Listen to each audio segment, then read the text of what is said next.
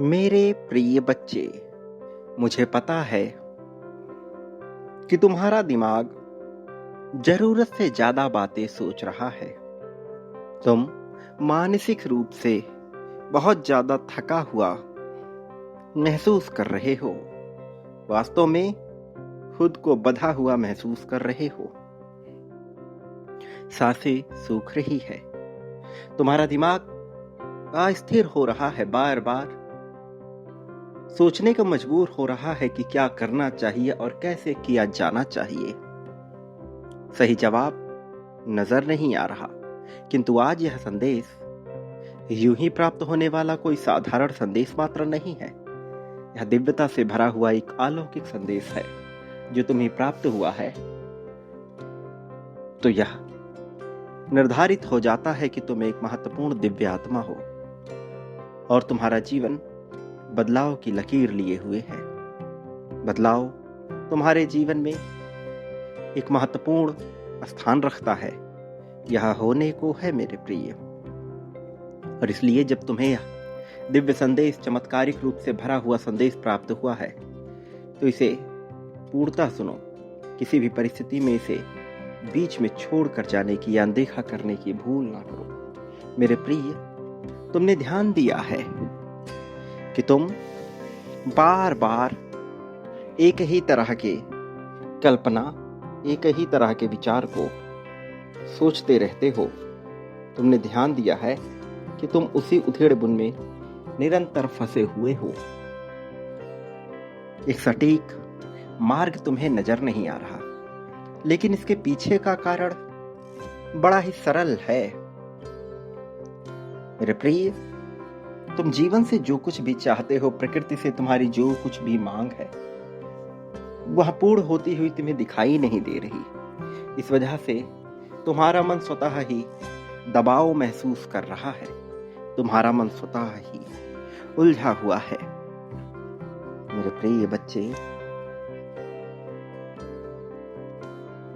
जब जरूरत से ज्यादा मस्तिष्क विचार करने लगता है, तो वह ऐसी ऐसी कल्पनाएं करने लगता है मानो उसके साथ ही सब कुछ गलत हो रहा हो, मानो वह योग्य ही ना हो।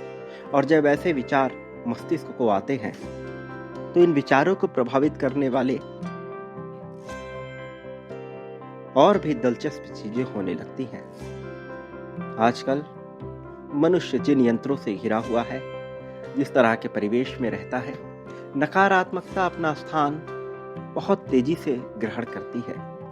इसके बजाय सकारात्मकता अपना स्थान ग्रहण करने में थोड़ी देर लगाती है। मेरे प्रिय बच्चे, जब मनुष्य बेफिक्र होकर जीने लगता है, बेपरवाही से जीने लगता है और बेवजह की चिंता नहीं करता, तब शुरुआती दौर पर तो उसे बहुत सी समस्याएं होती हैं, किंतु उसके बाद उसका मन मस्तिष्क धीरे धीरे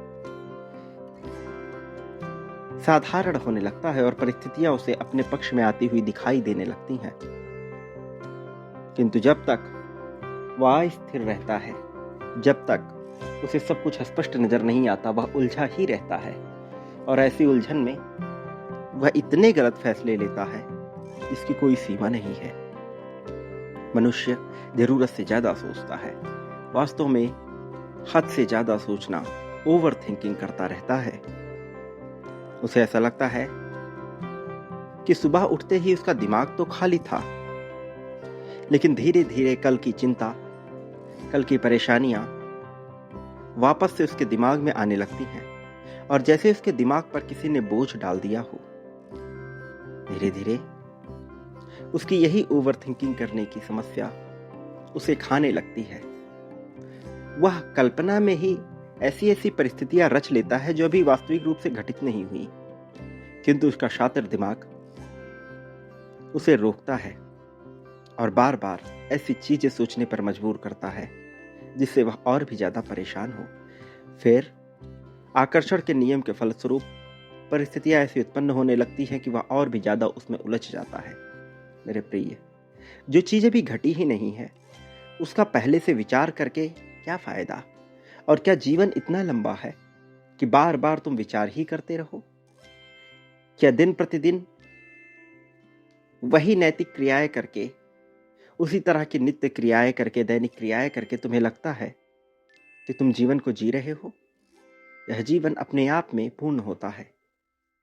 इसमें इसे पूर्ण करने के लिए किसी की आवश्यकता नहीं होती, न मनुष्य की, न धन की, न प्रेम की, न क्रोध की। यह मनुष्य ही है जिसके पास अपना विवेक होता है, और अपने विवेक का वह यदि सही जगह प्रयोग ना करे तो वह उलझा ही रहता है बेमतलब की चीजों में। तुम्हें ऐसी चीजों में उलझने से बचना होगा मेरे प्रिय। जब तुम सोचना बंद कर दोगे, चीजों को छोड़ दोगे, उसे लेट गो कर दोगे, तब ही चीजें घटित होती हैं। यही तो प्रकृति का नियम है। तुम जितना संघर्ष करते हो उतना ज्यादा वह चीज तुमसे दूर होती चली जाती है। एक बार तुम संघर्ष का त्याग करो, फिर देखो चीजें अपने आप तुम्हारे पास आएंगी, अपने आप घटित होंगी। किंतु संघर्ष का त्याग करना ही होगा। संघर्षशील होकर तुम्हें लगता है कि तुम पा सकते हो, तो यह एक बहुत बड़ी गलतफहमी है।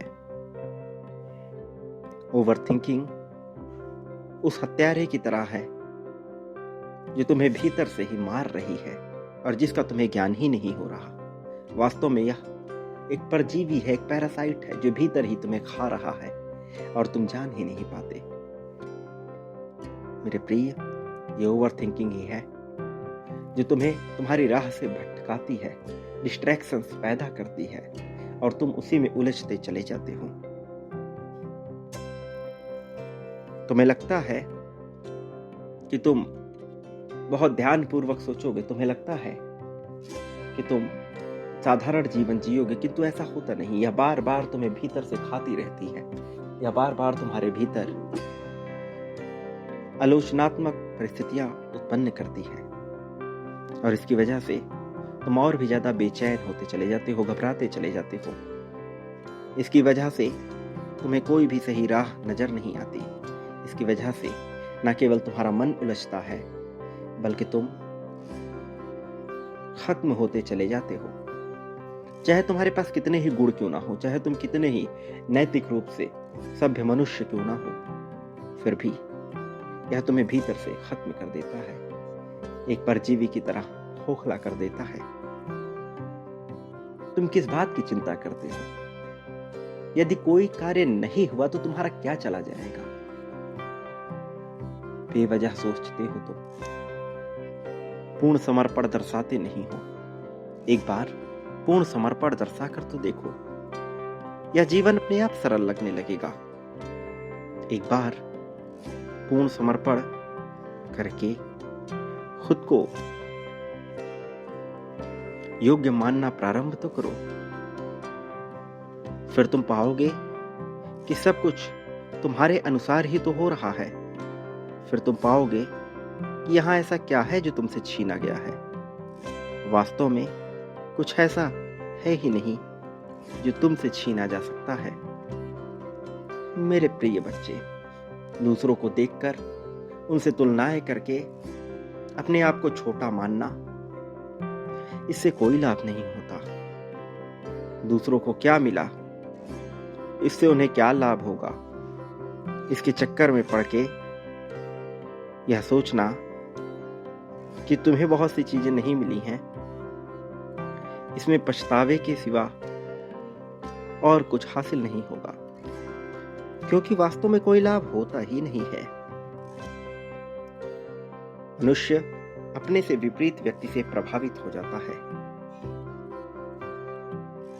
मनुष्य हर उस चीज से प्रभावित होता है जो उसे अजूबा लगती है। कोई मनुष्य जो सर के बल खड़ा हो, उसे देखकर लोग प्रभावित हो जाते हैं। कोई जो अच्छा गीत गाता हो, उसे देखकर लोग प्रभावित हो जाते हैं। वह व्यक्तित्व तो नहीं देखते, वो कला बाजियां देखकर भी प्रभावित हो जाते हैं, क्योंकि यह उन्हें विपरीत लगता है। मेरे प्रिय, यह इस संसार में होता ही रहता है। यह इस संसार का एक नियम बन गया है। मनुष्य तरीके ढूंढता है जिससे वह अपने मन को संतोष दिला सके, सुकून दिला सके। वह नई नई जगहों पर जाता है, नए नए लोगों से मिलता है। वह अपना रुतबा बनाना चाहता है, लोगों के बीच अपनी एक पहचान बनाना चाहता है। उसे लगता है ऐसा करके वह संतुष्टि प्राप्त कर सकता है। धन अर्जन करके वह संतुष्टि को प्राप्त कर लेगा। लेकिन क्या ऐसा होता है? बिल्कुल भी नहीं, क्योंकि ऐसा हो ही नहीं सकता।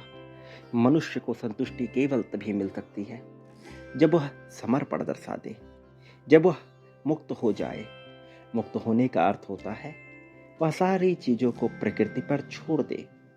उसके सामने जो भी दायित्व आए वह उसे निभाए और परिणाम की चिंता किए बिना वह बस आगे बढ़ चले। जब वह परिणाम की चिंता नहीं करता, आगे बढ़ चलता है, परवाह नहीं करता कि क्या होगा, कैसे होगा, परवाह नहीं करता कि कौन उसका साथ देगा, कौन नहीं देगा। जब उसने मोह का त्याग कर दिया तो उसे हर जगह प्रेम ही प्रेम दिखने लगता है। उसे एहसास होता है कि यहाँ वह छोटी छोटी चीजों के लिए परेशान है, किंतु समस्त संसार ही उसी का है। वह जो चाहेगा उसे मिल जाएगा, जैसे चाहेगा उसे मिल जाएगा, क्योंकि तब उसकी चाहत ही समाप्त होने लगती है। वास्तव में फिर उसे सब कुछ ही मिलने लगता है। फिर वह मांग नहीं करता, क्योंकि वह पाता ही चला जाता है। फिर क्या धन में, क्या प्रेम में, उसे रस आता है तो केवल समर्पण में। पूर्ण समर्पण संतुष्टि सुकून की निशानी है। पूर्ण समर्पण जीवन की सत्यता है मेरे प्रिय। और जिसने जीवन के सत्य को जान लिया उसे भला इस संसार में कौन हरा सकता है, कौन पराजित कर सकता है। विजय तिलक तो उसी के माथे पे सजता है जिसने समर्पण को दर्शा दिया। संघर्ष का त्याग करने वाले को ही सब प्राप्त हो जाता है। तुम्हें यहाँ कलाबाजियां नहीं सीखनी, न ही कलाबाजियों से आकर्षित होना है। गुण अवगुण से आकर्षित होने के लिए जीवन नहीं बना।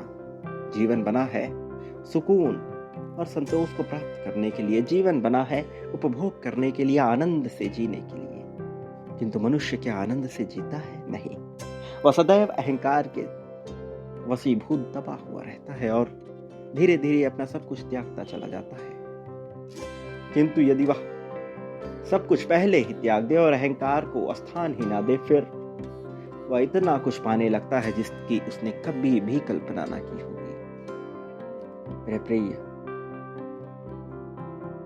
जीवन उसी को हासिल होता है, धन उसी को हासिल होता है, प्रेम उसी को हासिल होता है, संपत्ति उसी को हासिल होती है जो उसको सजोने का और बांटने का हुनर रखता है। बांटना होगा मेरे प्रिय, जीतने के लिए बांटना आवश्यक है। प्रेम, धन, संपत्ति, समृद्धि यहाँ सब तो प्राप्त होता है, चयन का विकल्प तो करना ही होगा। संख्या 777 लेकर अभी यह विकल्प प्रस्तुत करो कि तुम जीतना चाहते हो। संख्या 51,000 के क्रम में अभी इसी पल में बांटना प्रारंभ करो मेरे प्रिय। जीत निश्चित तौर पर तुम्हारी है, तुम्हारी थी और तुम्हारी ही होगी। तुम्हें जीतने से कोई रोक नहीं सकता। आने वाला समय तुम्हारी जीत का ही समय है। ये मां अपने आप में तुम्हारे लिए जीत को समेटे हुए ही है।